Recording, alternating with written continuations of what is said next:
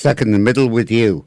Welcome to the Dick Morris and Doug DePiro show, sponsored by the Patriot Gold Group. Hello, Dick Morris. Hello. We are stuck in the middle right now in the New York City mayor's race. Oh, my God. And what's going on here is that the Cuomo is frozen in space at 28% of the vote. And Mamdani is frozen as well at 43%. And Slee was the only moving part, having gone up from 9% of the vote to 20%. And that poll is about a week old now, so probably even higher now. So how high does this guy have to go before people take him seriously, before people stop asking, are you going to drop out? You want to know that, but the media will never get off that theme. They could ask that of any candidate, are you going to drop out? And it's a device to get people not to give him money and not to vote for him.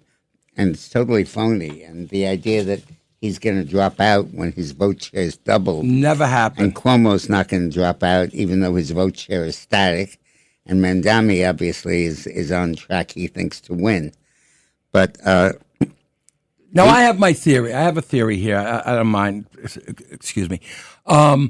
First of all, just like I said in 2016, with the polls with Trump, he's not going to win. There's no way. When the polls call the people and they go online and all this business, the people go, no, I'm not voting for Trump. There's no way I'm voting for Trump. And they hang up the phone and they get offline and they vote for Trump. Yeah. They don't want to say it. And they're doing the same thing with Mamdani. Well, it's possible. No, I believe. I think that. Go on. I think that the Mamdani vote is kind of an FU vote. It's people who are just mad about everything. FU towards who? Toward the world. Towards the world. And it's just kind of, I'm mad at everybody, so I'm going to vote against everybody. I'm going to cast the most outrageous vote I can think of. I'm going to jump in again. I don't think so. I think all the people that say, yeah, what has he got, 43%, whatever he's got, right, doesn't matter. Or half those people just said it. Yeah, I want the guy. The primary is a different story.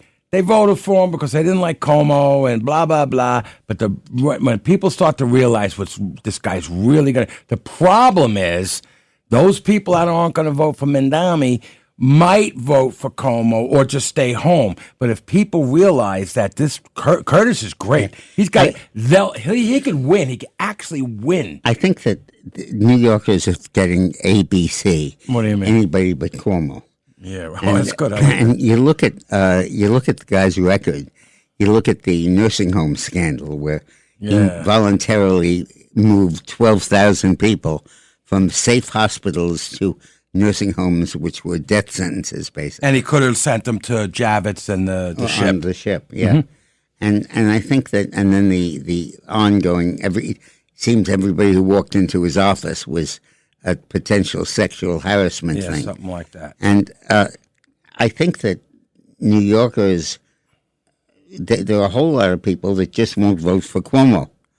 And but they're going to stay home. They're not going to vote for Mamdani. If we can get them to come out and vote for Curtis, Curtis will win.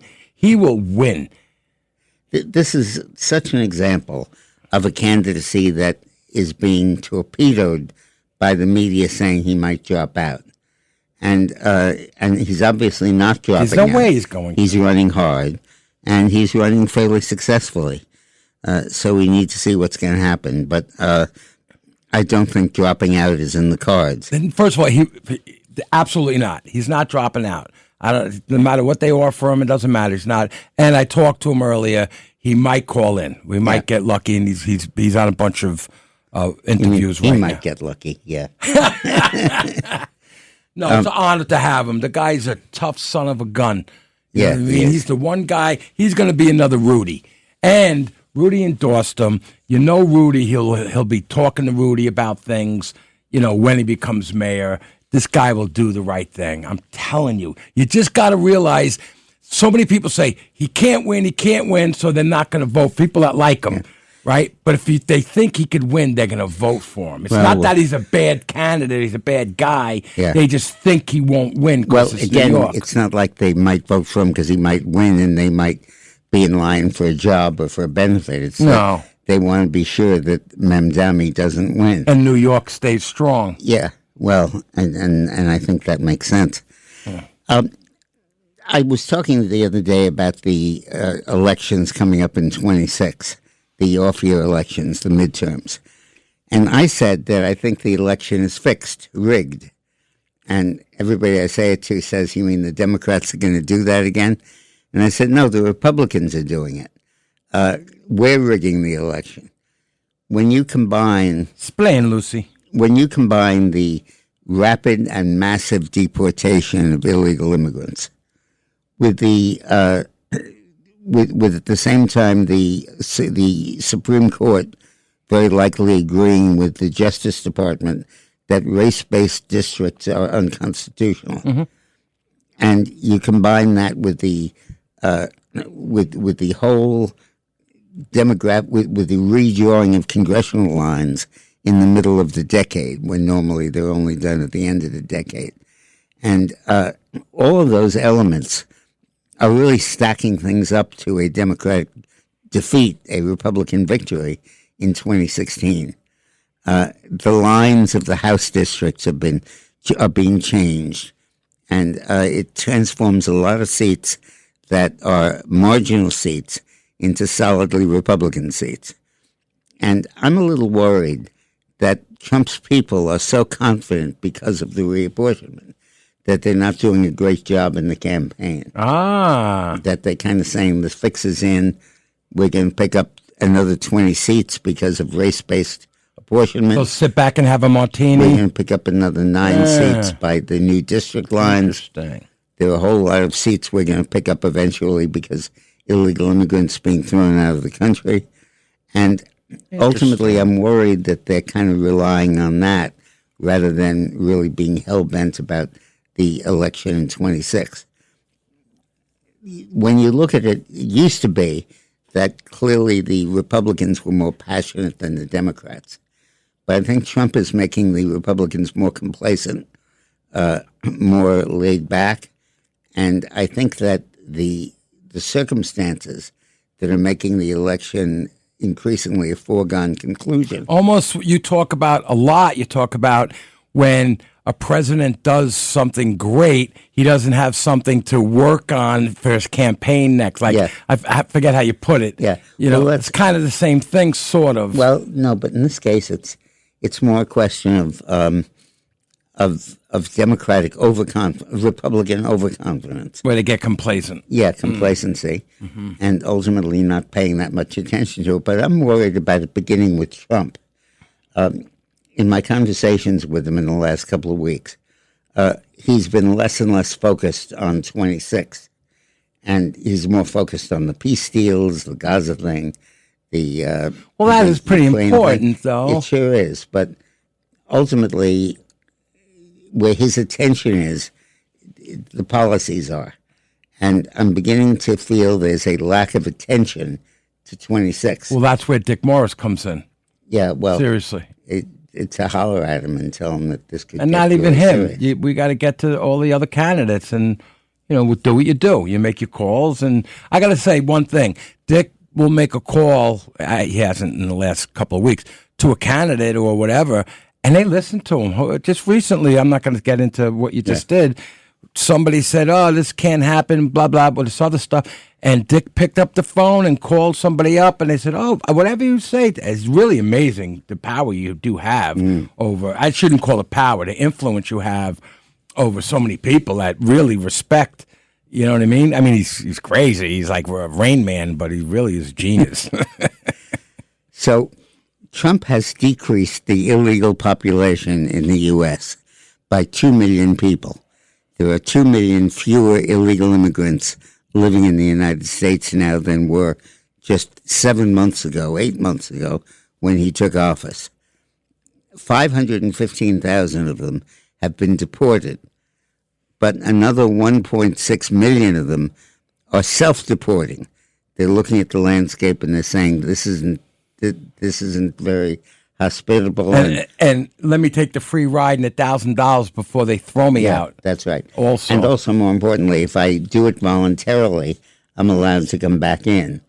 But if I get thrown out, when I'll get challenged at the border the next time I try to come in. Oh, and won't I be didn't able to realize come that. In other words, got it. Yeah. I didn't know that. So there's a lot of incentive to do it legally. And 1.6 million people have voluntarily self-deported, and another 600,000 have been thrown out of the country. So that's more than 2 million already. Yeah, that's that's 2 right. million, 2 or And 3 or whatever. that won't have an impact on 26 because you have a lot of illegal voting. Well, hold but on. not Wait a that minute. high. You just said we're talking about 2 million within 9 months. Yeah. So we have But 2 more years. But they're not all voting. They're illegal. But I think that the long-term effect of that is enormous. And I think that it could really change the way party configuration is going on in the country. I don't see illegals voting anymore. I don't see in the midterm or the next regular. They're scared. They're scared. What we did and what Trump is doing, I don't see that happening at all. Yeah. And with the voter ID, which I can't believe there are people who are against that, but I don't see this But happening. it's happening. Yeah, I don't see the illegals happening. Gas prices? Yeah, please. So the gas price, the average, the national average is under $3. Now, here's something that I noticed for the last, month or two. Whenever we talk about gas prices and the national average, it doesn't matter, let's just say $3 or $4, in Westchester, Connecticut, definitely in Manhattan, you can't use Manhattan, but Westchester, where I grew up, and in Connecticut, it was always $1 or $1.50 more than the average price. I noticed recently that it's at the average or a little below. Gas in Westchester and Connecticut is already at $3 or a little less. I've been saying this to you a little bit. Yeah. So why is it that the national average is 3? OPEC is increasing production dramatically. So that brings the price down. And the expert, and I don't have his name, I didn't write it down, he said that he thinks it's going to stay that way for a while. He doesn't see it. And the only threat is that as the prices drop, production drops too, because the companies it doesn't pay to extract the stuff. Why? If you, quantity, no? Yeah, if you're selling quantity, and just because the price is a little lower, isn't that what people do for sales? Yeah, but it's very price sensitive. Yeah. And the danger is that if we lower the price too much, production will drop and the price will go back up. But I don't think that's happening. There's a balancing thing going on right there? Yeah, there is, but I don't see that happening. I think that you've got a long-term trend here. Also, by the way, bear in mind, driving is dropping. The number of people in cars, the number of motor vehicle miles driven is dropping significantly. This price is close to where COVID, during 2020 and COVID, and I didn't know why. I read about it, and I have to figure that during COVID, people didn't drive. They weren't going to work, and they weren't driving the same. Right. Yeah, and you have people working at home and all of that, long-term trends that are definitely decreasing. So the last time this was at $3, below $3, was before Trump. Was COVID, 2020. Caused by COVID, but before that, by Trump. Oh, yeah. That's a whole nother story. All right. When we get back, we'll talk about my favorite criminal justice story, which is John Brennan being referred to the Justice Department for prosecution. Good. It should be branded. John Branded. The Dick Morris Show on the Red Apple Podcast Network. The Dick Morris Show. Entertaining and informative. On the Red Apple Podcast Network. Welcome back to the Dick Morris, Doug DePiro Show, sponsored by the Patriot Gold Group. That was just great. Who was it? Who was that? That was just on the Anthony Cumia. Yeah. That was fantastic. Yeah. The homeless. He's really right. It's like mobile homeless. Yeah, that's right. He really is right. That was hilarious. So true. Why? Right. You can get on a bus and stay warm. Yeah. It's free. Right. Wow. Very good, Anthony. Okay, so this is the anatomy of a perjury case. Mm-hmm. The House Judiciary Chairman, Jim Jordan, referred former CIA Director John Brennan to the Justice Department for criminal prosecution for knowingly making false statements during a May 23 interview with the House Judiciary Committee. Jordan's criminal referral is related to Brennan's false statements to Congress relating to whether the CIA relied on the Hillary Clinton-funded Steele dossier when drafting the ICA report.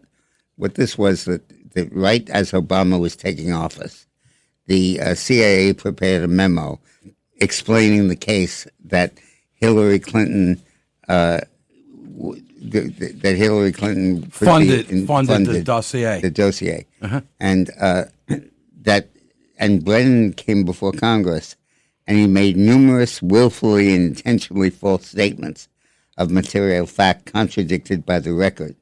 And here's the exchange itself. Brennan said this. Brennan says, again, that was happening back in 2016, but I don't see any relevance to the Hunter Biden laptop issue now. Now, Gates said, well, you said that you signed this letter that we now acknowledge Joe Biden misused in a debate to fool the American public because you're this great, because you're this great Russia expert. So I'm trying to understand your Russian expertise, and you were involved in analyzing this information. And then Brennan says, no, I was not involved in analyzing the dossier at all. The first time I actually saw it was after the election, and the CIA was not involved at all with this dossier. You can direct that to the FBI and others. And Gates said, were you aware of the FBI's involvement with the dossier? Yeah, because there's an annex in the ICA assessment that the Bureau asked to be included there. It was their purview, their area, not ours at all. So Jim Jordan set the record straight. I love this guy. He said, Jordan, Brennan's statement that the CIA was not involved at all with the Steele dossier cannot be reconciled with the facts. As the newly declassified documents show, a CIA officer drafted the annex containing the summary of the dossier. Brennan made the ultimate decision, along with the FBI director, James Comey, to include information from the dossier in the ICA. Yeah. And as discussed further below, Brennan overruled senior CIA officers who objected to the inclusion of the dossier material. Yeah, let me explain what the facts of this thing. Back when Hillary was running for president and had a fairly good chance of winning, the focus was on whether or not there would be criminal charges against her for the email scandal. And Hillary had to divert. Yeah, and Hillary used the phony emails or emails outside of the official server so that people would not find out about the pay-for-play shenanigans going on in the State Department while she was Secretary of State. So she came before Congress, and the issue was, how did she handle the Steele dossier? Now, the Steele dossier, which is this phony document, totally artificial, created by the Hillary campaign to try to prove that Trump and Putin were in cahoots. And it had all sorts of lurid story details about Trump's relationship with hookers and everything, all designed to underscore the relationship with Putin, and to say that Trump and Putin were both pushing Hillary's candidacy. Mm-hmm. And it's a total lie. It was realized at the time. So, but the problem is that nobody was paying attention to it in the media. The story had not had any legs, as they say. And after the election, when Trump won, the question became, how can we get this dossier out? How can we get people to pay attention to it? How can we use this now that Trump's elected to try to get him impeached? How do we raise the profile of this? So the intelligence community officials, Brennan, Comey, and the others, had a meeting with Obama. And at the meeting, they raised the dossier. And they said, there's this dossier that says that Trump and Putin were in cahoots. And we think you ought to publicize this. And Obama at that point, in effect, said, well, if it's true, I will. And they said, oh, it's true, sir. You absolutely can do it. In fact, it was phony. It was just generated by Hillary's campaign. Wait a minute. Hold on. Stop. I don't think he said, if it's true, I will continue. Yeah, right. He just said, I'll continue this. Let's get this done. That's right. All right, okay, go. That's right. But so the point is that that's how this got out. That's how the whole scandal started. Because Brennan gave the information to Obama, who released it, and that then gave it an official imprimatur of something that very likely is true. And all the media ran to it and covered it like crazy.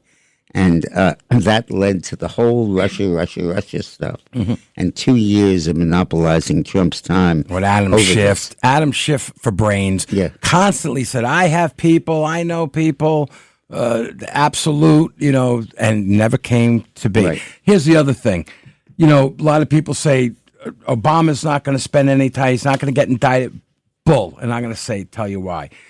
Yes, because the Supreme Court ruled with Trump that while you're sitting president, you can't be prosecuted for what you did while you were sitting president, correct? Okay. Absolutely. I believe in my heart that the day of inauguration, when Trump is now president, what's his name? Obama still the next day said, what do we got here? We got to keep this going. So he's been writing emails and texts. I don't know this for a fact, allegedly, afterwards. Right. So they're going to get him on that. Well, they might. But I know you keep saying no to that, but I think that in any case, the relevance for us is that when they finally had the debate and Trump and with the Hunter Biden and Trump raised the Hunter Biden laptop issue. And everybody dismissed it and said, no, that's disinformation. Chris That's Wallace, phony. It's Russian information. The Brennan was behind that. Brennan was the guy who put that letter together saying that this was Russian disinformation. And it was a total lie. And he returned it out in time for the debate. So that when Chris Wallace raised that issue, because he had to, was forced to, everybody understood that, everybody thought that was Russian disinformation. And there were 50 intelligence agents, top people in the community, who issued a report saying this is phony, this never happened. And so every one of those signatures get in trouble? Every single one of them? Well, they could. They could, right? In fact, I think that they'll have squealers. I think that Trump has revoked their security clearance. Yes. For all of them. Yeah. And plus, there'll be some good squealers, So now Brennan is going to be indicted for this. Going to be branded. He is indicted. Well, he will be indicted, and he'll probably may well be convicted. And Comey too. Yeah. Now you said earlier about Washington.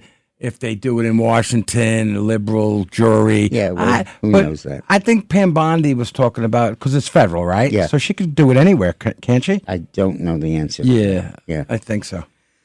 All right. Now, 3 million Americans on disability. An unexplained mystery in the economy is, where are the millions of young men missing from the labor force? I don't think it's a mystery anymore.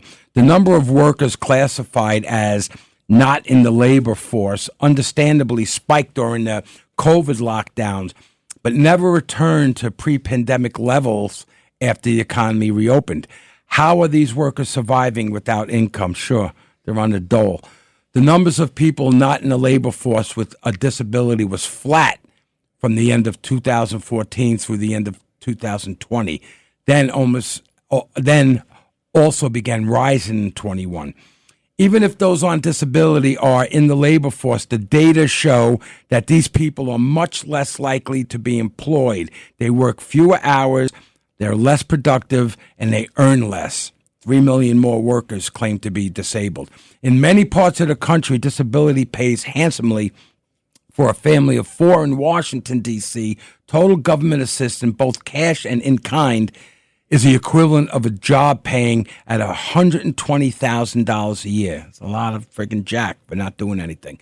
In many other states, the cash and in-kind benefits from not working reach $80,000 a year. The program discourages these people from getting back on the job. Too many hours or earning too much disqualifies the worker and his family from most handouts. In other words, if you're working and you have too many hours and money, you can't have it. And it's having a real effect on the labor force because there just are not that many workers because nobody's working. And they say subsidies are so high. Yeah. How can it be that as the work we do is less onerous and backbreaking all the time, thanks to reduced manual labor, more people are claiming to be disabled, right? Fraud is also rampant. The Washington Post reports that fraud in the Veterans Disability Program has been steadily rising. A lot of fraud. And when we say fraud, really what went on was that Obama and then Biden decided to increase the welfare rolls. Everybody. After welfare reform lowered them. And they did that by repackaging the welfare recipients as disabled. And they got the disability court judges to let anything go, no investigation. And if anybody said that I'm disabled, there was no check on it, and they were automatically processed into disability. You know, we did a show on this. We talked about this a long time back then. And it was almost like I don't know if I'm getting this right. Oh, I smoke, so I'm disabled, or some ridiculousness. No, it was more like I have a bad back, and I won't go, and I haven't been to a doctor. There's no medical evidence. Nobody's asking that question. Yeah, it was like anything. And I just say that I'm disabled. All right. And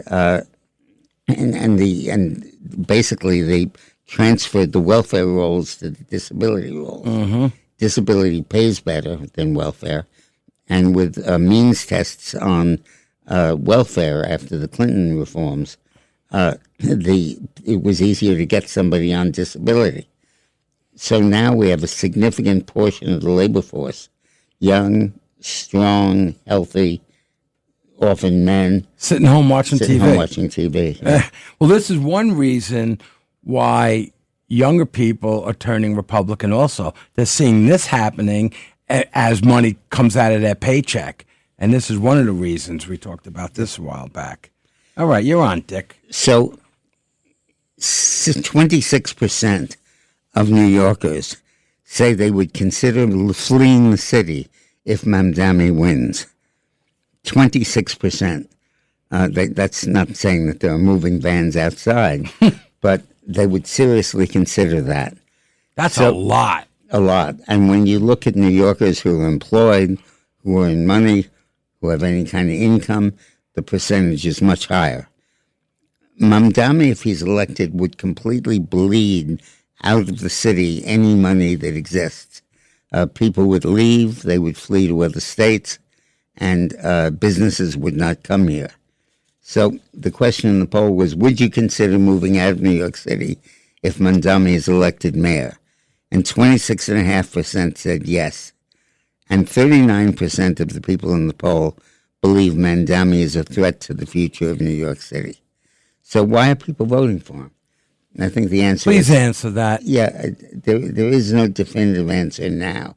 But I think that it's generally an attitude. It's nihilistic.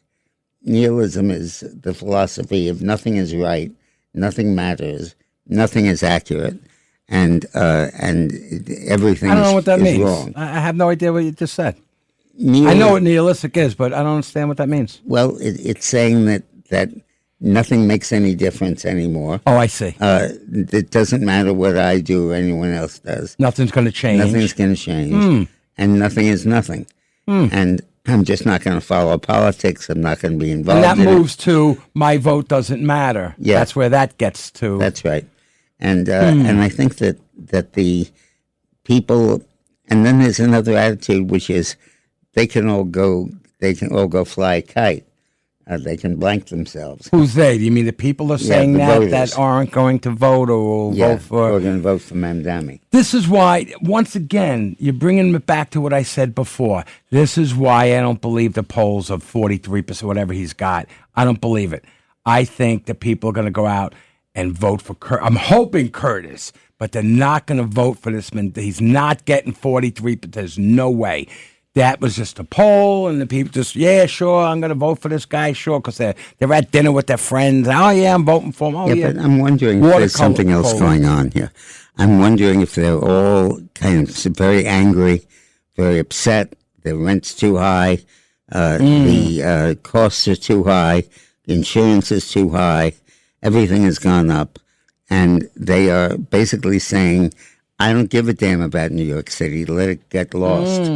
And in fact, I'm going to spite my nose, cut off my nose to spite my face. Really? And and I think it's a deep-seated, crazy, negative attitude. And I think that a lot of people are seeing Mamdani as a weapon. I'm going to send them Mamdani to tell them about what I think tool, their weapon, their tool. I'm going to send them Mamdani. Wow. And that's how I'm going to show them how unhappy I am. Not that he can do anything about it. Not that I believe in him in any positive way. That just doesn't make sense to me, Dick. That I'm going to do that. I mean, I believe you. I see where your point. It just, I have such a hard time with that people in this gorgeous city that we're in every day, and people vote for this guy that they know is going to destroy the city. Yeah. I love that guy, that commercial. I forget his name. The guy that said he about made the the bus. point that if you have free buses, everyone's going to be homeless shelters. There'll be mobile homeless shelters. And you're not going to want to sit next to the people that are there. Now, a clue as to how the Mamdani vote is happening might be this. Mamdani is getting 62% of the votes of people who are New York City voters, but are foreign-born, were born in another country. Now, it's easy to understand that if they were Palestinian or Muslim, but the Muslim population is so small. You mean in New York? Yeah, right. And why? What is it? Do you know? Nationally, there are about the Muslim population is about 3% in the country. Nationally, yeah, that's it. I thought about very small. So, and in New York, you think it's around 3%? Probably a little higher, but yeah, 4 or 5. Right. And but maybe so these are not Muslims. Yeah, but these are people who came here from another country. Yeah, but other countries are inundated with Muslim people, so maybe they're starting to assimilate to those countries. You know, if they're from England, there's a bunch. Oh, I would think people from England do not want this to happen, and Italy, because of what's going on in their countries. So no. So my point is not good. I'm not going there. Meanwhile, Mamdani is 9 points behind among people that were born in New York City. So it's the people who've come into New York who are voting for Mamdani, which is odd because he's going to destroy New York. And it leads me to believe that it's a very negative kind of sentiment. As I said, nihilistic. Screw you all. The hell with all of you. And in fact, I hope it backfires on you. I hope that you fail. And I hope Curtis wins. That's what I'm hoping for. I think it could happen. Listen, we got to go. When we get back, maybe we're going to do On the Rocks, and we're going to talk about Curtis. The Dick Morris Show on the Red Apple Podcast Network. The Dick Morris Show. Entertaining and informative. On the Red Apple Podcast Network. Welcome back to the Dick Morris, Doug DePiro Show, sponsored by the Patriot Gold Group. Dick, I got to ask you about the nihilism a little more.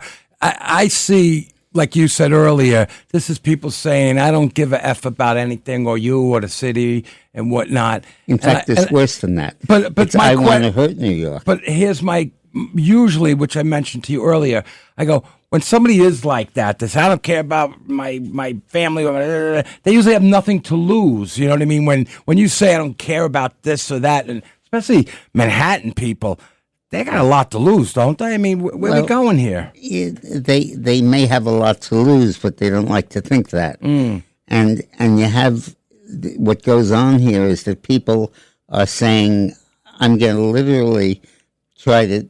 I'm going to send them a message that I'm mad. I'm furious. I'm going to send them a message that things are really screwed up, and I'm really being hurt here. So I'm going to vote for Mamdani because I'll get their attention. And the more everybody talks about how terrible he is and how horrible he'll be for New York, I say, yeah, well, let New York stew in it. Well, you live in New York too. Yeah, but I only just got here, and It's not that important to me. I'm foreign born, and I could live anywhere.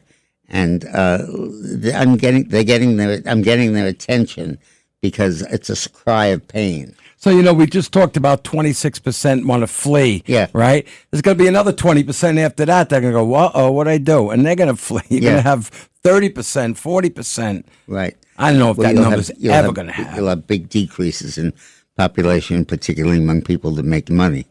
But look, there are 4 ways people can vote: love, hope, hate, fear. We cross out love. Nobody's voting for Mandami because they love him. Cross out hate. If you hate Mandami, you're not going to vote for him. But love, hope, hate, fear. Hope and fear. Hate now you and got fear, yeah. Fear. Hope and fear. Hope and fear, yeah. And there's kind of a feeling going on that none of it makes any difference. I want to hurt somebody. I want to get their attention. I want to make a loud cry of pain, and I can make people pay attention to me by saying, it's like little baby crap crap right now. Exactly. This is like little kids. Mommy. Yeah, it's a very primitive thing. Wow. And I think that that's what we're seeing here in the Mamdani vote. It's a primitive, self-destructive, negative, nihilistic. I don't believe in anything. I can't believe in anything. I'm been so screwed over that I'm going to just hate everything that I say. And the key to it is the foreign-born stuff. The key to it is that you're dealing with a population that doesn't really think of themselves as New Yorkers. They don't see themselves as staying here. They don't see New York as very important. More transient. They could live anywhere they want. Yeah. They, in fact, just got here. And when you say They don't have it's history destroy here. New York City, they say, well, goody, I'm glad What that do I they're care? sticking it to those people. Yeah, right. Yeah. And you have to, this is not a political mindset. It's not something that people are used to. It's something that is very alien to the political system. But by its very definition, it's alien. And I think that the commentators and experts have a hard time coping with it. You know what? I think we're going to do On the Rock segment right now. Yeah. We were going to hold it till later, but this might be a good time. Okay. Roxana Maria on the Rock. Hi, can you hear me? Yep. Now we can. Hello. Hi, Dick. Hi, Doug. You Good. got to say hello to me first, then Dick Morris. Hi, Doug. Hi, Dick. Okay, very good. Okay, now you can talk. Well, here we are, October 26th. Early voting has started. It's 2 weeks until New York has a new mayor. I know those listening to the show already understand the only way to save or to heal New York City is to vote for Curtis Fleetwood. As Giuliani accomplished prior, to stop the bleeding, you put pressure on the source, diagnose, then develop a treatment plan, using specialists where their expertise continues the healing process. Curtis's team and law enforcement will be the specialists to carry out what is needed to bring peace, safety, and beating hearts back to New York City. Again, we know Cuomo's record of disastrous governing, and Zohar Madami has not retracted his support of all that will bring New York City's demise. His ideals have proven in the past all over the world to lead to destruction. Not retracting his support for extreme radicalism, it's all one needs to foresee ruination and the collapse of this great city. No doubt a great migration will follow, not seen since the likes of that 1910 through the 70s. New Yorkers, as much as they love their city, will not live in fear or chaos. A rise of extremism through political and social tensions has already become a daily occurrence. I'm sure we've all seen it. This is the United States of America. It's not a third world country. Whatever the reasons, they're not valuable to what's happening. So get out and vote, remembering it's up to us to break this trance of radical acceptance in New York City, shatter their experiment of implementing socialist communism into one of the most powerful cities in our country. Can you repeat that, Roxana? That last paragraph about shatter their... Well, to me, it's like if they get New York City, it's part of their experiment. If they can get New Yorkers in the most powerful city in our country to fall to socialist communism, it's part of their experiment. But to repeat what I just said, help us to break this trance. The trance, yeah, talk about that. Yeah, of radical acceptance in New York City. Shatter their experiment of implementing socialist communism into one of the most powerful cities in our country. Stop New York City's bleeding. Yeah. And then we have to ask ourselves, how do we live our lives awake? Meaning going back to this trance. But now I have some other thoughts. Time is a powerful alchemy.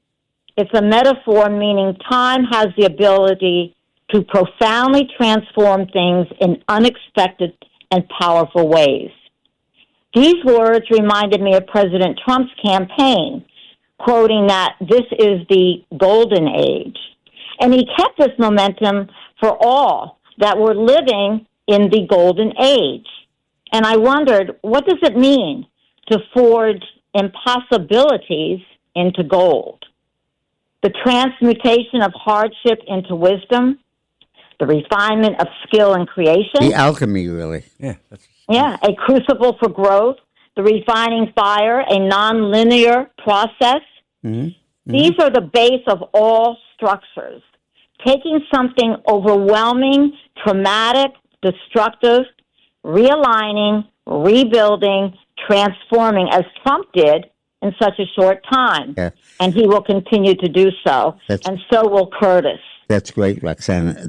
But let's talk a little bit about the trance. I think that... Hold on, Dick. Let's come back. We have a hard break right now. Okay. Right when we come back, she can finish her last little bit, and we'll talk to her about it. All right, okay. Rock? We're going on a break. We're going to come right back. Stay on the line. Okay, Rock? The Dick Morris Show on the Red Apple Podcast Network. The Dick Morris Show. Entertaining and informative. On the Red Apple Podcast Network. Welcome back to the Dick Morris, Doug DePiro Show, sponsored by the Patriot Gold Group. Let's get right back to... let's go back to Roxana. Thank you. I just wanted to finish with something else on that. As Trump did in a short time with his transforming, and I think Curtis will also be able to do that in New York City, because it is the foundation, how we build and rise again as a nation.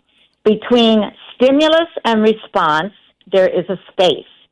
In that space is our power to choose our response. In our response lies our growth and our freedom. I hope we choose well, personally, collectively, universally, because our future as a people, as a nation, will depend on these choices. And I cannot close today without acknowledging Charlie Kirk, a testament of bold and beautiful leadership, unwavering conviction, Charlie's voice of faith, freedom, and truth, missed beyond words. However, we can continue to support those who lead with such truth and tireless conviction, those who work for us, the citizens. So get out and vote for Curtis. Support President Trump's vision that this is the golden age. Yeah. And blessings to all. And I agree with you, Dick, that there may be a lot of people that figure, let's get even, let's vote for him. Right. But I also feel that there's a lot of people that have a lot to lose that live in this beautiful city. Just step back for a minute. 43% of the city says they're going to vote for Mamdani. Right. And it's 43%, and it's heavily, and a huge portion of those are not New Yorkers, people who come here from another country. Let me jump in real quick. Somebody just texted me, Judith, that a lot of foreigners came here just for 30 days to put their vote through. Can that happen? Well, they couldn't vote. Yeah, right. Okay. But look at think of the mindset. You talk among Mamdani voters. You're talk about people that didn't vote for Trump, hate Trump, given the changes that Trump is making in the country, and the Right. obvious positive movement of the country still resist that and still hate Trump and hate the idea of progress in New York, the idea of moving in this direction. And Right. and it's not enough just to vote against them. They want to make noise. They want people to pay attention to them. And now they've found a way to get everybody's attention, to get everybody to pay attention to their anger and their alienation. I have such by a hard saying, time with this. I'm from Mamdani. And, And yeah. Dick, what were you going to say about this trance that is prevalent in New York City? Like when you have these daily demonstrations, when they don't even answer why they're doing right. it. Yeah. It reminds me a lot of in my own personal experience of the 60s and the 70s, the anti-war stuff. And I used to not stand up during the Pledge of Allegiance at ball games. I would have beat you up, man. Because I was just, I just was so angry at the country and so angry at the president. Good thing I didn't know you back then. And Nixon. And that anger did not have a really rational point. In fact, I remember voting for Humphrey, but thinking I should vote for Nixon to spite everybody. The hell with this country. Really? I'm Nihilism. and this guy who was a very positive figure, Humphrey, who stood for the right things, I didn't want to vote for him. I just didn't want to be that positive. I didn't want that level of positiveness. I was just negative and hated it all and wanted to get rid of it. Probably would have gone to Canada. You know, you're putting it together now of these morons that are out there. Yeah. No, but seriously. Exactly. I'm Well, trying to put also, that was myself a in their time of- mindset. What? Yeah. That was a time of your youth. I mean, that was Yeah. also, Dick, a time of your youth when, you know, you can be impressioned by all the negative that's going on in the world, and you might, you know, lean that way. Yeah, and I remember my own alienation, my own nihilism, my own irrationality back then, of not being afraid of Nixon, thinking I just got beaten at the Democratic Convention of '68 in Chicago, and my friends were all arrested. I narrowly avoided it, and the hell with them all. But now, there's another level to this. The financing that George Soros is going together and Yeah. giving money to these That this is- protesters. So that there's this is- another level. This is a good way to get people turned off on the system and to be so alienated and so resentful that they do something really stupid like vote for Mamdani. And the more I I, have hear, a question. Yeah. and the more I I, have a hear question, people, Vic. yeah, go ahead. When you were going through this in the 60s, and I remember that also, like Doug said, now you have Soros backing and organizing these things Radicals. happening in these cities. Yeah, I don't believe that was an organized emotional response when you were doing No. it, as it is today to you know, direct it right Yeah. at certain I candidates. agree. Nixon agree. kept trying to tell us it was organized and was financed by the Russians, but I never really bought that and still don't. But I think the idea, the motivation, the idea of I'm not going to be for anything positive. I'm not going to believe in hope. I'm not going to believe in positive change. And if I can stick it to the boss, and I can actually Stick it to the man. you stick it to the man by voting for Mamdani, well, that's what I'll do. Because obviously, the more I probe at that spot, the more response I get. The more I hear people talking about it, the more I hear how terrible he'd be for New York. Well, you know how I didn't mind that guy who got shot, the health insurance executive, you know, the average New Yorker. Yeah. A lot of people said that. Yeah. He deserved it. Or Oh, yeah. he did not think he deserved it. It's that who cares? Who cares about that? And if you can capture the sense of that nihilism, that negativity, that overwhelming dislike of anything good or anything progressive, and it becomes very close to voting for Harris or voting for Biden, and and then you take a population that is atypical in the fact that they voted for him, and that's the Mamdani vote. I'm don't know if I'm making myself clear. No, you are totally. No, you are. You totally and give me a different way of looking at these people. Where you just said how you it's like did it. everybody else is opt in. These people are opt out. I want out of here. And But they got a loud mouth, though. They're opting out, but they're loud enough to. Yeah. I still don't believe it. That's going to happen. so it's a mindset. Yeah. Well, Go on, Mark. I'm going to thank you guys. I'm going to go, but I'm still get out and vote for Curtis. And we have to go anyway. You don't want to stay on the line, Rock? We might want to talk to you later. She hung up on me? You did not hang up on us. Yeah. Looks like she did. What are you, pulling the Dick Morris? I think we're at a hard All right, break. we got to go to the break. Bye-bye. The Dick Morris Show on the Red Apple Podcast Network. The Dick Morris Show Entertaining and informative. on the Red Apple Podcast Network. Welcome back to the Dick Morris and Doug DePiro Show, sponsored by the Patriot Gold Group. Well, Dick, I just want to thank Roxana Maria.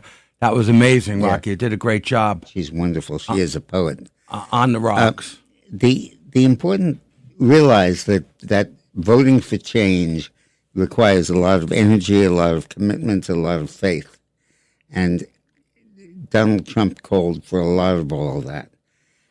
But what you're dealing with here is a group of people that have no faith, have no energy, have no commitment, have no positivism. They barely live here. They came here from another country. And I think that they don't buy into the New York dream. They don't buy into any dream. They're just here hanging, Yeah. dealing with. And this is their chance to say something, to do something. And they don't really believe Mamdani, but they don't give it much thought. The idea is not a commitment to socialism, a commitment to communism. It's a commitment to nothing. And it's a way of expressing anger, really, by voting. Let's go to Dino in Queens. Hey, Dino. How you doing, Dino? Hello. Hey, Dougie. And how are you guys? Good, Good. we're The good. Dynamic duo. Okay. It's me, Dino. I always call you the dynamic duo, because that's All what right. you are. Good. What I want to say is, look, me, myself, when I hear for Curtis to wave the white flag and surrender, it bothers me. And and yesterday I was at Juniper Valley Park in Middle Village. I met Curtis face to face, but I knew Curtis a long time ago. I'm 5 years younger than him. Mm-hmm. I don't want to use a term that anybody can lose.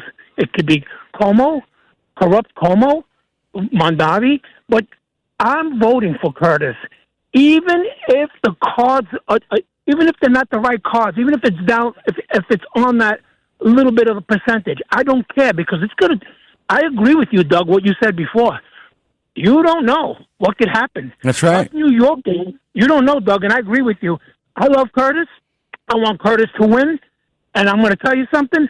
There's no way in the world I would ever vote for that corrupt, disgraced last name Cuomo. He's a disgrace. Yeah, I'll never. For all the people, for all the people that say, "Oh, Curtis is not going to win," and they won't vote for him just because they think he won't, not because they don't like him. If they would just get the mindset, this guy actually could win. Let me put my vote out. He's going to win. And I believe there's all those other people, those 43% for Mancami, half those people aren't going to vote. It's kind of a collective death wish. Floyd spoke about the idea of a death wish, that I want to die, I want everybody to die. Right. And that, in effect, is the Mamdani vote. It's a death wish for New York City. It's a death wish for anybody who's succeeding. Just think for a minute. I forgot the guy's name, the insurance exec who was shot. Yeah. Think of that mindset. Brian Thompson. Yeah, think of cheering for that. Think of saying, well, that wasn't that bad. Oh, my God. Or I know it's terrible to be murdered, but hey, it felt good to watch that. And I think that's what you're dealing with this Mamdani vote. And I think that it's tragic, because it's going to destroy a great city and destroy a place that a lot of us really love and enjoy being in. but it's a negative death wish feeling. You know, this sounds very old-fashioned, like an old man, father, grandfather type of guy. I truly believe, just like the people that looked at the beautiful man, Charlie Kirk, and this other guy that got shot, I truly believe that, because, my friend was doing videos, right? Yeah. A younger guy that I knew. And I started to gross out. I go, they show a guy fall off a bridge and his brains splatter all over it, and somebody getting shot and his whole inside just I go, and he was like, oh, this is cool. I go, that's not cool, man. That's that's horrible. I think people are getting so immune to look at desensitized. And not just desensitized, I think that's what it is. Enjoying it almost. But I think that's what it is. And it sounds old-fashioned. Oh, you're an old man. You know what he's talking. I really believe that. Yeah. I do.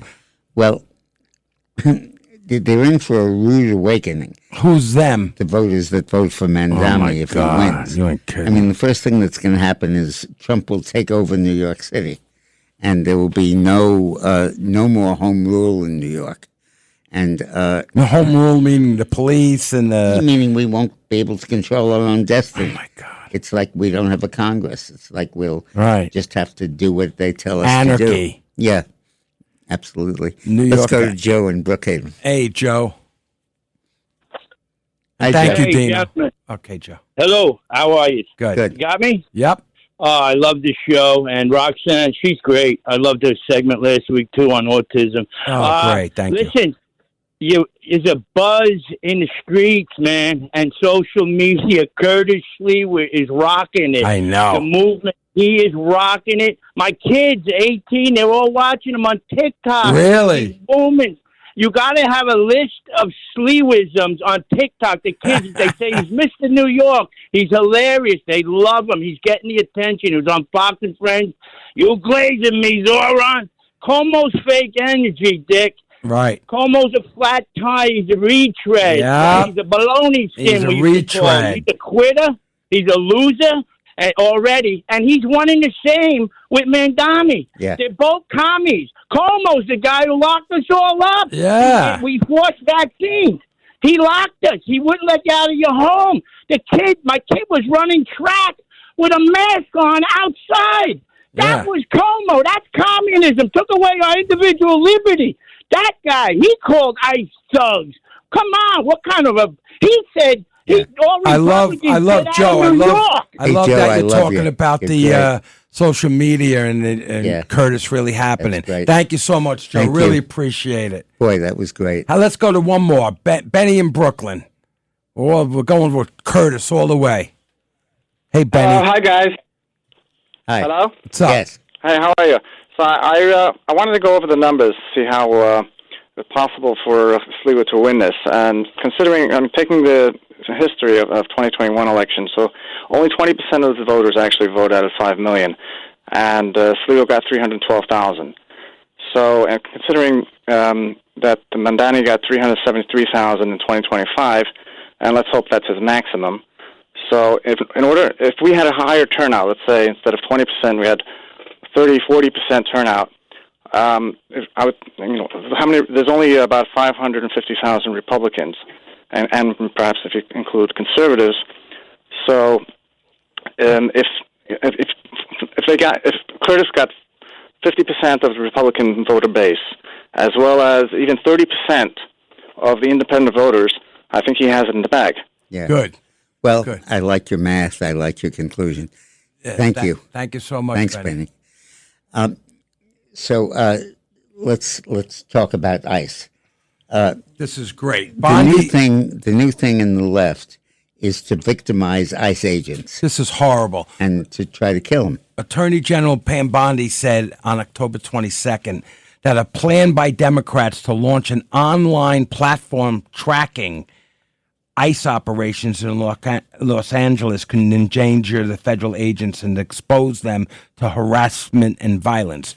Robert Garcia, Democrat from California, said during an October 21st news conference alongside the Los Angeles mayor, Karen Bass, that Democrats on the House Oversight Committee will launch what Garcia called a master ICE tracker, the online database. This is horrible right now.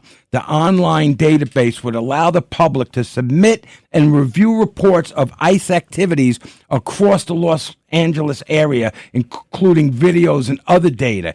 Garcia said over the course of the next couple of weeks, the Oversight Committee will be launching on their website a master ICE tracker where we're going to be essentially tracking every single instance that we can verify the community will send. Now, here's what I think. Bondi should be tracking those people and get them involved, and they shouldn't mind that. The online database would allow the public to submit and review reports of ICE activity across Los Angeles area, including videos and other data to assist criminal aliens to escape. The tool will also help Antifa and other violent thugs to target ICE agents for assaults and assassinations. Over the course of the next couple of weeks, the Oversight Committee, these are the Democrats, will be launching on their website a master ICE tracker where you can essentially track every single instance that we can verify that the community will send. It'll be all available in one central place. You'll be able to look up that information as it relates to Los Angeles. This is literally the federal government paying for a website to track and kill people who are working for the government. The local government. Yeah. Going after the federal. Well, I think Bondi should be looking at every one of the people that videotapes our guys and dox them, figure out who they are and get their address and put them online, put them on the front page of all the papers. That's what Bondi should do. Yeah. And our government, we should dox these people. Well, read 11. Bondi warned Pelosi and Pritzker and other wealthy Democratic politicians that they'll face arrest if they resist the federal enforcement of Congress's deportation laws. You can't disclose the identity of a federal agent, where they live, or anything that could harm them, Attorney General Bondi said late Thursday. After the Democrats threatened to arrest or expose officers and immigrants, Pelosi got a letter today from the Deputy Attorney General, Tom Blanche. So did Brooke Jenkins, that DA, District Attorney in San Francisco. Bondi said, "We will not tolerate threats to arrest federal agents engaging in enforcing immigration laws enacted by Congress." They warned the U.S. Attorney Bill, I don't know how you say it, Esseley, "If you touch our agents, you will be arrested," said Esseley, I think that's his name, who is the top Justice Department official in Central California. Listen to what Pelosi said. Pelosi said, "While the president may enjoy absolute immunity, courtesy of his rogue Supreme Court, those who operate under his orders do not. Our state and local authorities may arrest federal agents if they break California law. If they're convicted, the president cannot pardon them." Yeah, but what about them breaking federal law? But what she's doing is encouraging killing. Right. She's encouraging assassins to go after people. And this warning was also sent to Gavin Newsom. I call him Gavon Newsom. Yeah. Pritzker is also threatening actions against ICE. They're literally racially this is Pritzker. They're literally racially profiling what we think they ought to be held accountable, he said to whatever. Pritzker. Same ball game with him, Bondi said. She said, same ball game. He's going down too if they do this. Careful. This applies to you, from Todd Blanche said, the deputy attorney. Federal law, federal authority, federal consequences. In Chicago, former mayor Lori Lightfoot, you know, the Beetlejuice-looking broad, Lori Lightfoot announced on Thursday a local plan to track and expose ICE agents amid progressive-led resistance to the This is horrible. Yeah. We should now, here's what we need to do. And whether it's not the government, then it should be citizens of the United States should be videotaping where Beetlejuice lives and Pritzker. No, we shouldn't. Yes, we should. We don't go down those roads. Well, I think we should. They go down it, and we defeat them by the fact that they're doing it. I want to know where they live. I want to know where they live, and I want everyone in the country to know who they are, where they go to school, the whole thing. In a treehouse. I don't care. I don't care. Okay. Enough is enough. Go back to the outside of the U.S. Which one is 12. Trump has imposed new sanctions on Russia. I'm mad. And everybody kind of yawns about that. But they're a big deal, these new sanctions, for several reasons. First, while other countries such as Britain have directly targeted Rosneft and Lukoil, and the Russian companies that sell oil, and the EU has gone after major Russian energy firms, nothing matches the reach and potential pain of the U.S. Treasury and the U.S. dollar when it comes to sanctions. Second, instead of targeting end users like oil refineries or intermediaries, including hundreds of illicit vessels in Russia's tanker fleet, the latest U.S. measures go straight at the source of half of Russia's seaborne oil exports, as well as their subsidiaries in oil exploration, research, development, and refining. The implicit threat is U.S. secondary sanctions. Any bank, company, port, or person that does any business with any of the companies on the blacklist risk getting blacklisted themselves, which immediately involve a loss of access to the international financial institutions.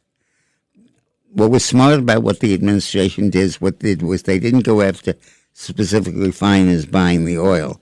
They went after those companies and their subsidiaries. These sanctions touch all Russian crude oil by pipeline or by sea. Basically, all the companies that interact with the Russian oil companies might be exposed. Now, while that's going on, there is a new front in the Ukraine war that Trump has really opened up. He has given Ukraine weapons that can reach deep into Russia. And right now, Ukraine is doing a direct strike on the cash flow that funds the Kremlin's guns. Rosneft and Lukoil together produce nearly half of Russia's oil, which in turn funds the lion's share of its federal budget and roughly 10% of its entire GDP. Those dollars buy the missiles, pay the troops, and prop up the ruble. By cutting off that flow, Trump is not merely punishing Russia economically, he's dismantling its ability to wage a war. The numbers are staggering. Analysts estimate the sanctions could strip away $109 billion annually. A lot of jack. Nearly equal to Russia's entire military budget. Worse for Moscow, the sanctions' secondary effect tend to make compliance global. Any Chinese, Indian, Turkish, or Emirate firm doing business with Rosneft or Lukoil risks losing access to the U.S. banking dollar, clearing, and insurance networks. In a globalized market dominated in dollars, that's checkmate. It may take a while, but there's no real escape. Yeah, and these are the harshest sanctions you can imagine. Now, Trump also today squelched the idea that he would send Tomahawk missiles to Ukraine, because that would be a step too far. But the sanctions that Trump is imposing, that he just imposed, are unbelievably impressive. And I think they have to bring this war to a swift end. Beautiful. When we get back, we'll talk more about this. We got a hard break. The Dick Morris Show on the Red Apple Podcast Network. The Dick Morris Show. Entertaining and informative. On the Red Apple Podcast Network. We just can't see Lux. Welcome back to the Dick Morris and Doug DePiro Show, sponsored by the Patriot Gold Group. You know, Trump was originally going to send a surge of federal agents into San Francisco, but he spoke with the mayor, Daniel Lurie, who is not a radical crazy. So he called off the planned surge of the federal law enforcement agents into San Francisco after talking to Dan Lurie and several prominent tech executives. The decision was made after the officials argued the city was making substantial progress in reducing crime and improving public safety. Mayor Lurie requested that the president give the city a chance to manage the situation on his own. The tech leaders who reportedly contacted the president, including Salesforce CEO Mark Benioff and NVIDIA CEO Jensen Huang, who also urged against the federal intervention. See, this is Trump's way of doing what he should do at the time. If you can handle your city and do what you got to do, fine. I don't want to come in anyway. Exactly. So he's a man of his word, and he's it's not so a king. Interesting to see him do that. Yeah, so San Francisco city leaders have consistently asserted that local law enforcement is capable of handling this public safety matters and that the federal intervention was not needed. Recent data has indicated some of the positive trends in the city. So basically what we're getting at is Trump is able to say, listen, that's fine, man. That there are limits to his escalation. And he doesn't want to do it anyway if he doesn't have to. Right. He just feels he has to if people are dying. He's not going to let people die in the street. Guy's great. Any one of these, he's king, they're full of it. You know what I mean? Yeah. I'm going to get shirts that are going to say, my king, and have a crown on Trump. Just to piss people off. It's what I do. China is basically increasingly winning the trade war with the United States. This is from The Economist. The Economist has argued for the best part of 2 centuries. In trade wars, both sides tend to get hurt. But the fight is unavoidable. It makes sense to prepare. This is what China has been doing since Trump was in office the first time. It's one reason why China is winning. When China's rulers took stock of Donald Trump, they realized that a serious trade war was likely and set about identifying and fixing their country's vulnerability. But more importantly, they studied our weak points in case they ever needed to exploit them. And that foresight is paying off. Fast forward to today, and America is reeling at the realization that China could seriously hurt it by weaponizing its dominance of rare earths, the crucial ingredient in everything from cars to fighter jets. I don't believe this. Its new rules not only restrict the export of rare earths, but also require foreign firms to seek a license to export rare earths obtained using Chinese equipment or magnets containing more than a trace of Chinese rare earths. As Xi Jinping is trying to develop and enforce a new set of global trading norms on the ruins of the old liberal order, roughly speaking, cross China, and it can paralyze your high-tech industries, your high-tech factories. Much should still go wrong for China unless used with care. Its new tools of economic coercion could alienate its trading partners and send them rushing to find ways to reduce their dependence on Chinese goods. And that'll happen in the long term, but in the immediate term, Trump has to deal with this form of coercion by China. And it's really using the rare earth technology power that China has. Let me just remind you all how it got that power. Biden. No, before that. In the 1980s, the U.S. produced all the world's rare earth minerals. It was a total monopoly that the U.S. had. Then the EPA and the environmentalists said, hey, shouldn't we regulate rare earth minerals? Shouldn't we make sure the environment is protected when we mine them? Mm-hmm. And the EPA said, yeah, we should. And the national, the agency that controls nuclear power said, we are going to regulate rare earth minerals. But rare earth minerals aren't radioactive. There's no involvement with radioactivity. But they happen to be found, for the most part, adjacent to uranium deposits, not Ukrainian, uranium deposits. Right. Mm-hmm. And so there's a basis for regulating them. And based on that very tangential loop about regulation, the EPA imposed the same regulations on natural earth mines that they did on uranium mines. I keep saying Ukrainian. Yeah. And the result was... It's only a couple of letters. You're an old man. Cut you some slack. And the result was that there was a tremendous increase in the cost of operating a rare earth mineral mine. Mm. And a bunch of the countries that produce rare earth mineral, or the companies that produce them, said, the hell with this, we're going to get out of this business. And many moved to China. Some just closed their doors. And who was this under? What administration? It was in the 80s and the 90s. It began under Reagan and Biden, Clinton, and it it turned out it wasn't that high a level decision. Right. It wasn't by the president. And no one thought it was minor. going to be a big Nobody deal. thought rare earth minerals mattered. Uh-huh. This was an esoteric form of environmentalism. Sure. And we carried it to the point where we basically stripped the United States of its monopoly over rare earth minerals and gave it all to Russia, to China. So this is all leverage that they didn't have over us. But they got over us because the environmentalists extended the laws to, quote, protect the environment, which was baloney, to affect these rare earth mineral mines. And now, as we know, because we've been working with Trump and the rare earth thing, or one of our clients, right? The problem is getting the minerals is not the problem. It's dealing with them, manufacturing and refining them. Yeah. That's the problem. So anyone out there that knows how to refine these things, give us a call. Yeah, give us a call. Oh, God, so many things. Listen, we're going to be fine.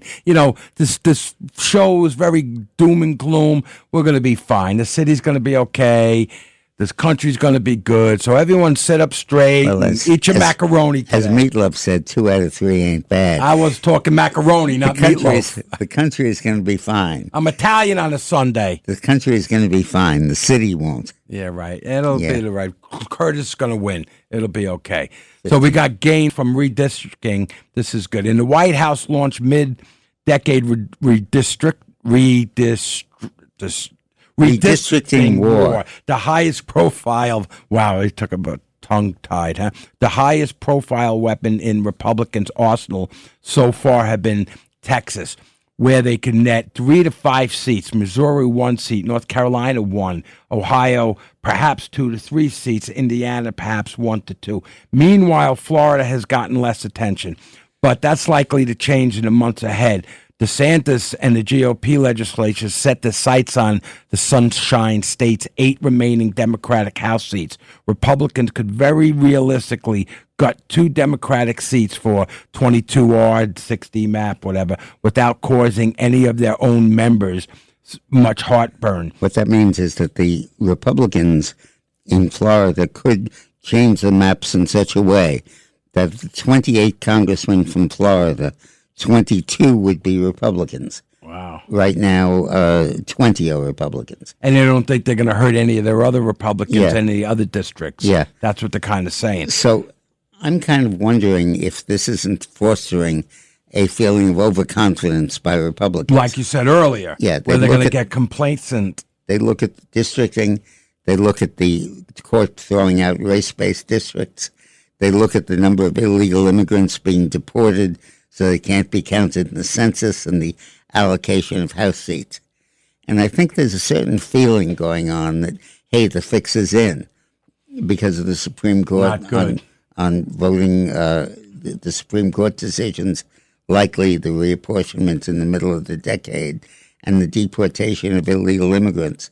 We may have so fundamentally changed the population base that underscores the House elections that not only will Republicans win, they will always win for the next couple of decades. The Republicans, haven't they had enough problems over the years where when they got complacent, they lost? They can't. They got to be smart enough to realize, all right, we're doing well. It's like my baseball coach used to tell us we were a great team. Like, we're like Yankees, right? In Little League. He goes, I like when you guys lose the first couple. Remember, I said this to you a couple of years ago. I like when the Yankees lose in the beginning because then they say, oh, we're not God. We got to really work at this. Same thing with the Republicans. They have to work. So anyway, the House Minority Leader, Hakeem Jeffries, not so keen Jeffries, has hit a brick wall in his effort to persuade Illinois Democrats to redraw the state's congressional map.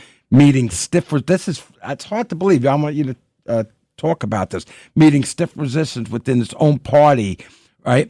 Jeffries has been quietly urging leaders in solid blue states to consider new maps ahead for the 2026 midterms, hoping to counter a wave of Trump-backed GOP redistricting moves in states like Texas, North Carolina, and Missouri. In Illinois, however, some Democrats have rejected the idea, according to the Capitol News. I think there is a and next to zero appetite to do it, a Democrat state House lawmaker told Outlet. While other lawmakers said there is no world where I see this happening. So tell me about that. Why would they think that or do that? Because redistricting is a pain in the neck. Is that the for reason? The incumbents, because you have to run a new district, and your lines change. Oh, so they're worried about their lines. Their lines. And the voters they've cultivated all these years are suddenly not in their district or they're in the next district. Interesting. And they're afraid that they will be the collateral damage in this. So they're not looking at the overall federal picture. They're looking at their district and their state. I think they're wrong. I think that it's a mistake. That they should do it. But they should do it. But, hey, I'm pretty happy about that. Good for you, Dick Morris. Now, this is interesting. This was the first day of early voting in New York. And apparently there was a very large turnout, which would be good for which might be good for Mamdani, or it might be that they're getting some sense. Now, the establishment has been pushing the line that Trump's tariffs are really going to show up and badly hurt American industry. But some of the world's biggest producers of food, consumer goods, and cars delivered stronger than expected quarterly results Thursday, easing investor concerns about the toll of Trump import tariffs. Ahead of a third quarter earnings season, global companies had warned of more than $35 billion in tariff-related costs as U.S. tariffs reached their highest level since the 30s. But on Thursday, some results suggested that businesses are finding ways to pass on higher costs to consumers or to cut them, and that's fueling stock market rallies. Why has the stock market been going up when people are complaining about the economy?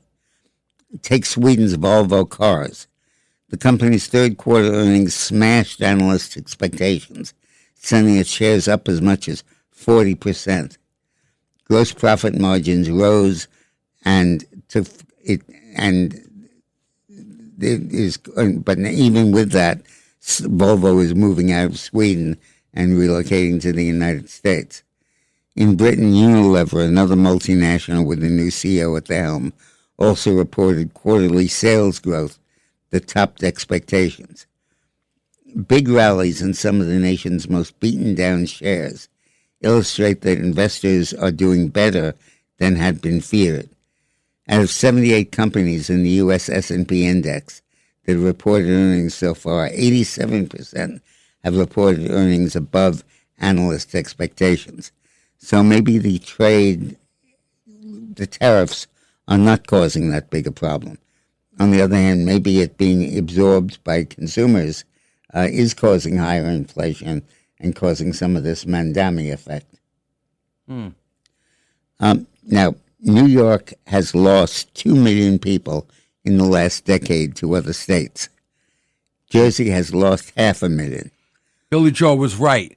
New Yorkers and New Jersey residents are moving out, not up. New York has lost nearly 2 million residents in other states over the last decade. New Jersey, almost 500,000. New York has lost roughly $111 billion in income, and Jersey lost $31 billion. These states must change, or the last person in the state will have to turn the lights off. But that's just the way it's going to be. Yep. Especially if this Mamdani gets in. You know, we're going to take a break in a minute. So when we get back, we're going to talk about the EU hits Google with a $3.5 billion fine. Trump protests. The Dick Morris Show on the Red Apple Podcast Network. The Dick Morris Show. Entertaining and informative. On the Red Apple Podcast Network.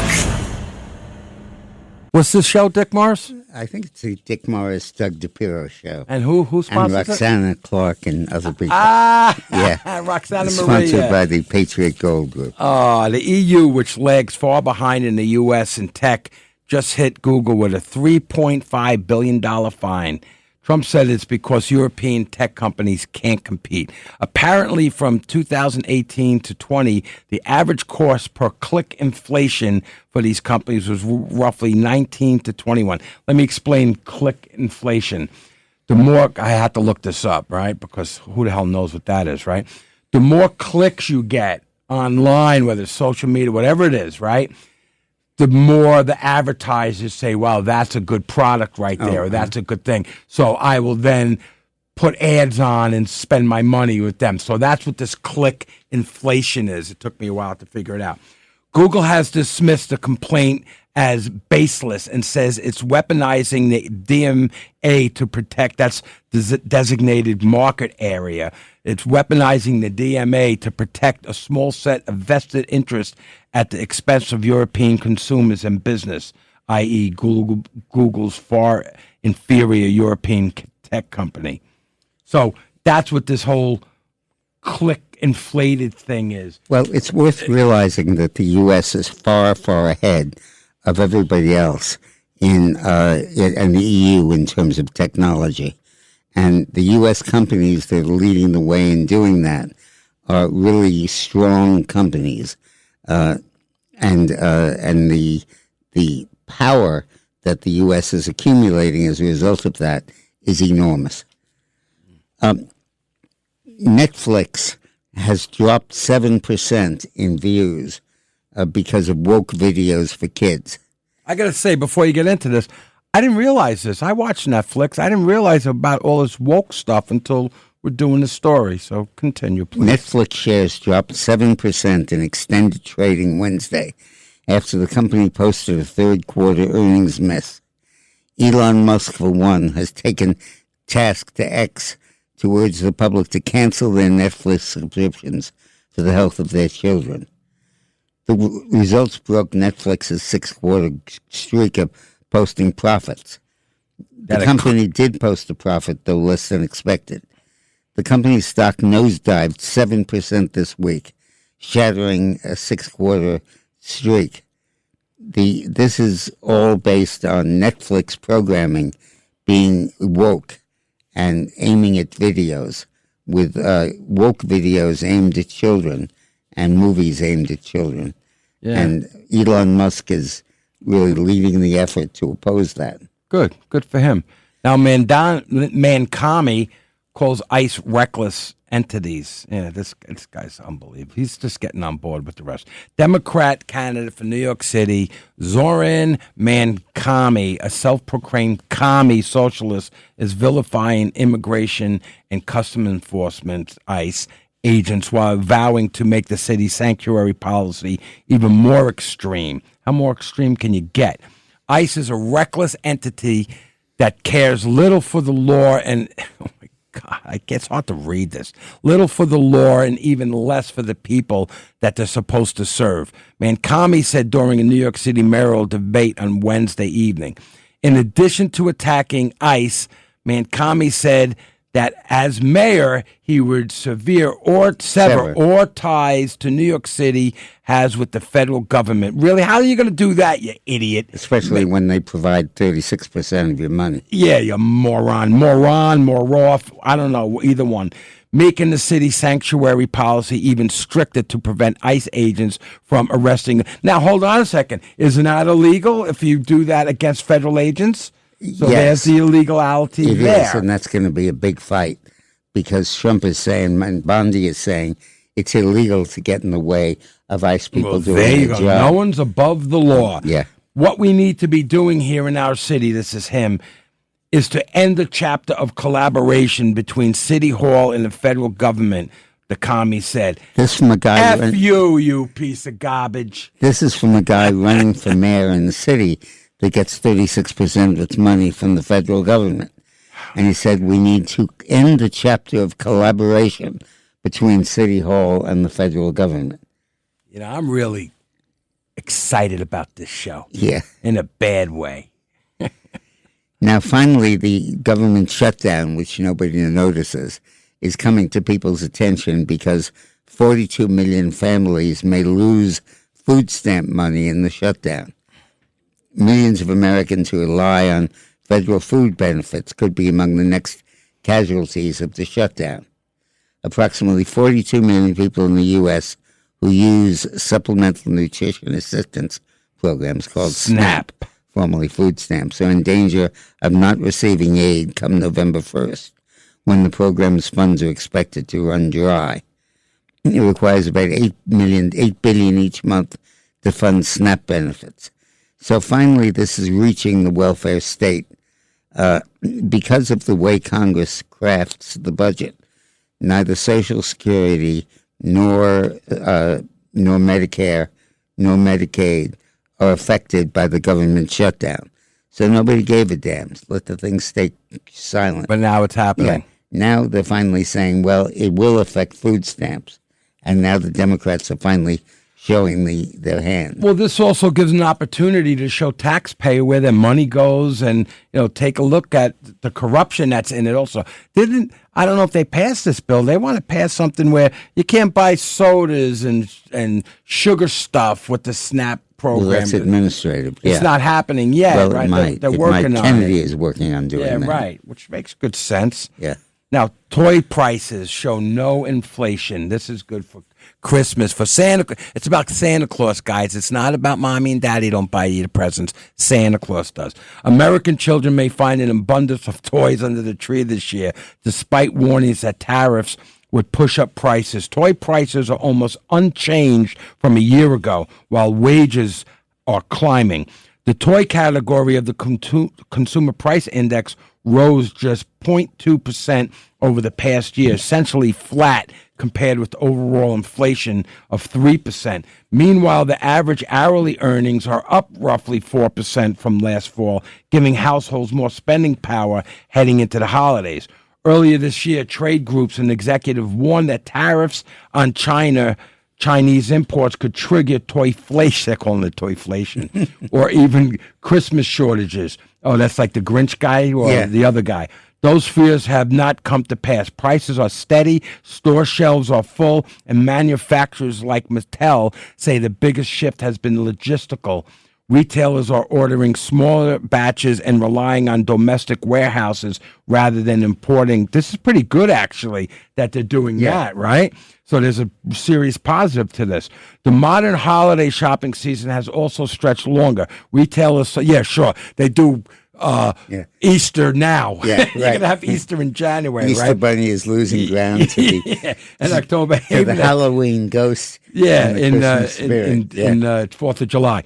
Catch early spending before Black Friday and Cyber Monday. Parents are already finding discounts that keep classic toys affordable even before the official rush begins. Toy prices actually ticked down 0.1% in September, according to the data. With higher paychecks and flatter prices, this year's shopping season looks to set delivery something rare in memory.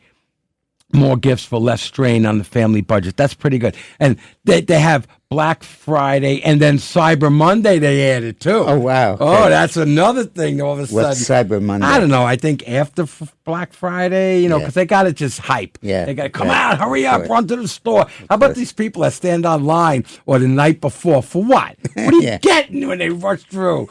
Yeah. Other than the backaches. The latest iPhone. Yeah, right. So there was a big mystery in Washington. Oh, this this week. is so big. Some guy who did not reveal his name, who turns out to be Tom. Dick Morris told me his name this morning. Tom Mellon. From Mellon. The Mellon Bank. Carnegie Mellon. The Mellon family. Yeah, right. It's the former Secretary of Treasury Mellon, who basically... Tim Mellon. Tim. T-I-M. The original Mellon basically ran the country. Thank you, Timmy. Under Hoover. And he's a friend of Trump's, F-O-D, and of Donald. And he gave $130 million of his own money, to pay for the troops whose salary was interdicted. Now, I asked you earlier, is there a congressional problem with this, or is there a legal problem that the creeps are going to talk about? They might. What a bunch of creeps! Instead of saying, leave it alone. Yeah, there's that possibility. Horrible. So let me read about this. Shutdown pay. The U.S. military is accepting a private donation of $130 million to help pay for the 1.3 million active duty troops during the government shutdown. The Defense Department said Friday the unusual move could violate. This is what I'm asking you, Dick. The unusual move could violate a law prohibiting federal agencies from spending money in excess of congressional appropriations or from accepting voluntary services. President Trump declined to name the donor, but called him a patriot and a friend. What's his first name? Tim Mellon. Tim Mellon. M-E-L-L-O-N. Mellon. I gotta love this guy. Yeah. Let's meet him. We should call him up and have him. Hey, let's go to Sandra.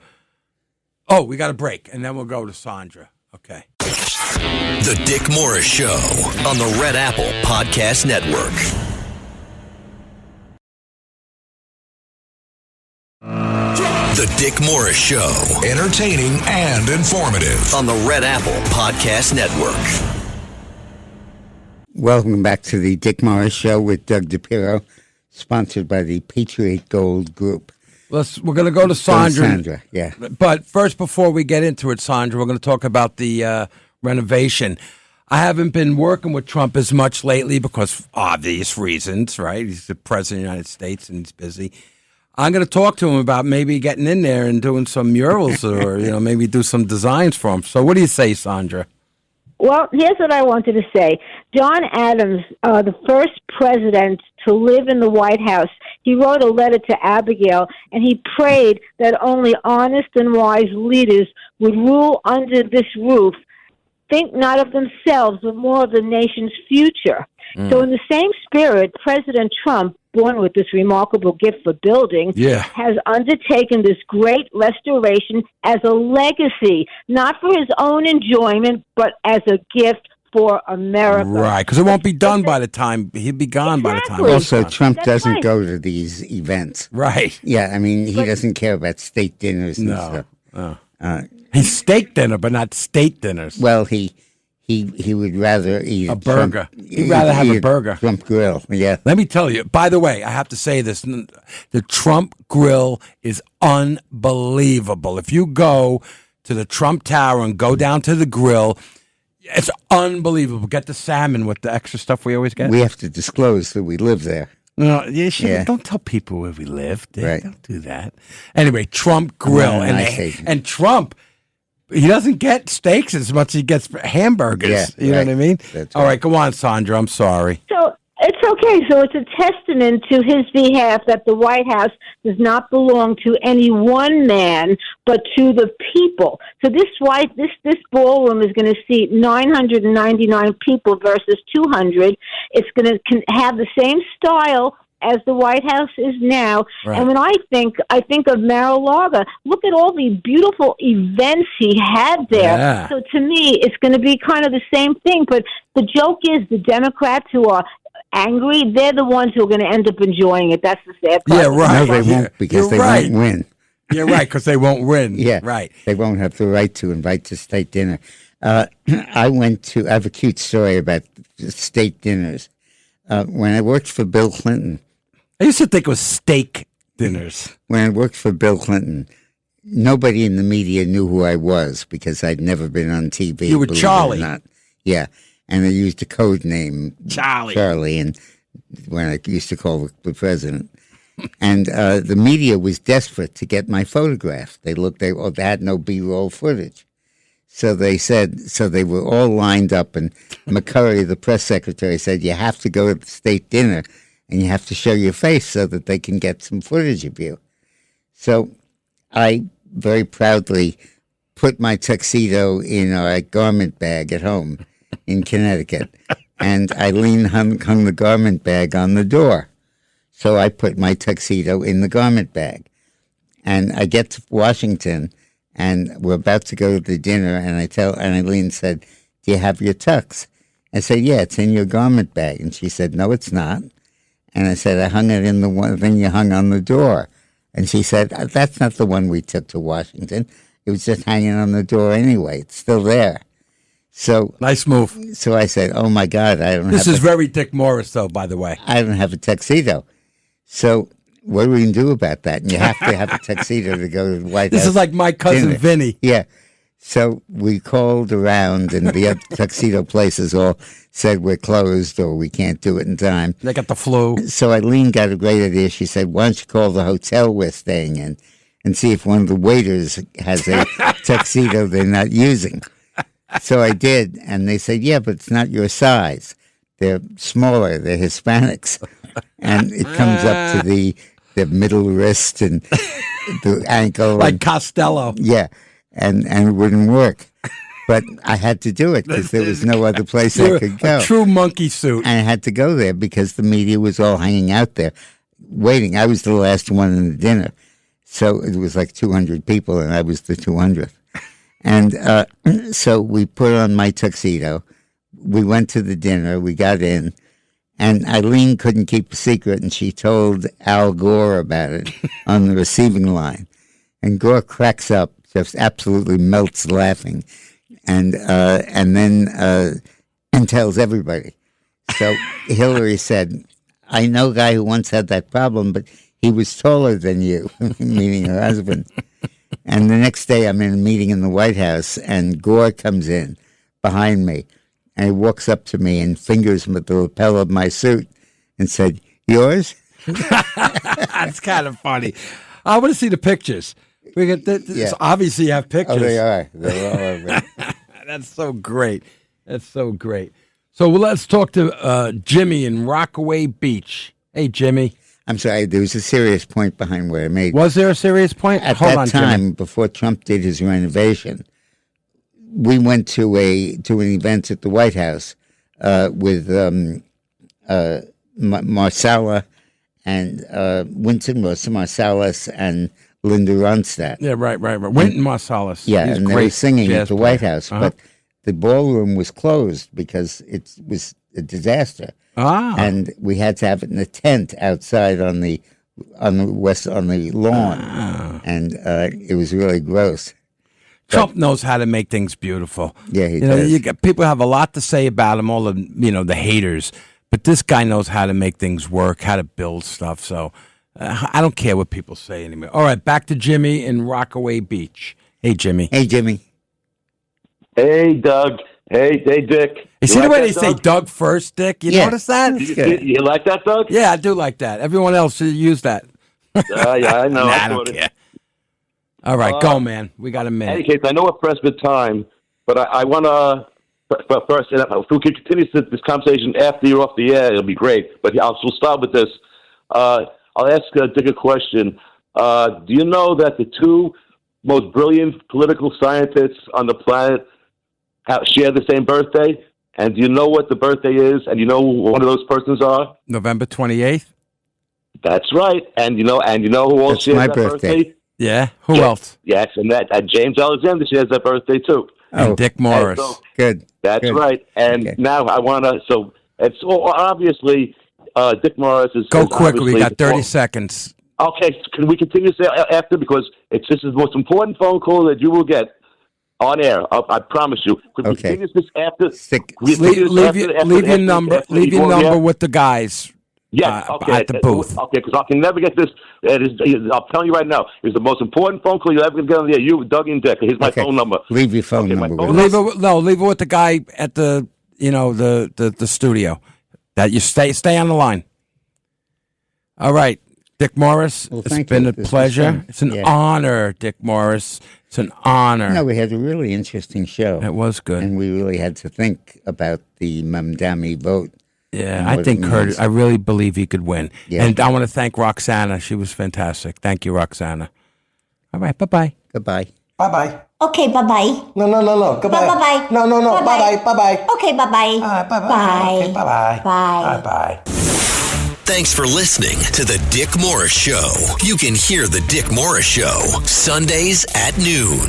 If you like the podcast, share it with your friends and listen anytime at WABCRadio.com and download the WABC Radio app. Hit that subscribe button on all major podcast platforms. Plus, follow WABC on social on Instagram, TikTok, Facebook, and X. See you next time for a new episode so you never have to wonder. What the heck is going on here?